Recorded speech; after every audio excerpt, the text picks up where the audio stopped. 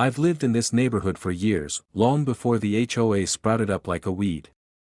I bought my home free and clear, no strings attached, and I never signed a single dotted line saying I'd be under their so-called homeowners association. But when Karen became HOA president, she acted like my property belonged to her. First it was, your fence isn't the right shade of brown, then, your truck can't be parked in your own driveway. I laughed it off every time, telling her, Karen, I'm not part of your HOA. That drove her insane. She'd wave her clipboard around, shouting, everyone here is under HOA authority. Nope, I'd reply. Check the deed. Finally, after months of her harassment, I sent her a certified letter making it crystal clear, my property was exempt, and I had the legal paperwork to prove it. That's when she really lost her mind. One Saturday, as I was mowing my lawn, a police cruiser rolled up. 2 officers got out and walked over. Sir, we got a report from the HOA president that you're refusing to comply with HOA bylaws and obstructing community enforcement, one of them said, looking a bit confused. I killed the mower and stared. You're kidding me. She really called 911 over an HOA fine? They shrugged. We're obligated to check it out. Can we see your paperwork? I grinned, pulled a folder from the porch, and handed over the deed with the exemption clause highlighted. The officers skimmed it, nodded, and said, looks legit. Sorry for the bother. That should have been the end of it. But Karen wasn't done.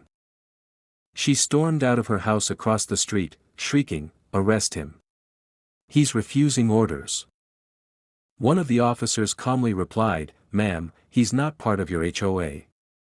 This is a civil matter, not criminal. Karen's face turned beet red. No. No, you don't understand. I'm the president. I can make the rules. He doesn't get to leave. Then she made the biggest mistake of her life, she shoved the officer's shoulder. That's when a black SUV pulled into my driveway. Out stepped my son, fresh off duty. He's a federal agent, and when I say federal, I mean badge, vest, and authority that makes HOA titles look like playground games. Everything all right here, Dad? He asked, flashing his credentials. Karen froze. Who are you? He turned to the officers. I heard the call come over dispatch. Just making sure everything's handled. The officers explained the situation, pointing at Karen. She interrupted, screaming, he's lying. He forged those documents. He can't just leave my HOA. My son raised an eyebrow. Ma'am, let me get this straight. You called 911 to force my father into a contract he's not part of, ignored proof, and then put hands on a law enforcement officer. Karen stammered. I was just. He didn't let her finish. That's assault on an officer and filing a false police report. Ma'am, you're under arrest. The officers immediately cuffed her while my son read her rights. She thrashed and screeched, you can't do this. I'm the HOA president. One of the officers chuckled. Ma'am, HOA doesn't outrank the law. Neighbors came pouring out of their houses, phones out, recording the whole spectacle.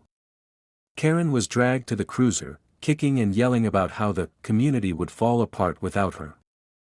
Later, I learned she'd been charged not only with assault and false reporting but also harassment, since I'd kept a record of every bogus fine and threatening letter she'd sent me. The HOA board quickly distanced themselves from her, holding an emergency meeting. Word is, they voted her out unanimously.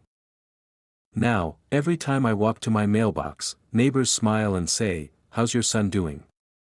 That was legendary. Karen. She doesn't show her face anymore. Rumor has it she moved in with her sister a few towns over while waiting for her court date. The best part? The new HOA board came by and apologized. They admitted Karen had overstepped, and they'd never try to force me into anything again.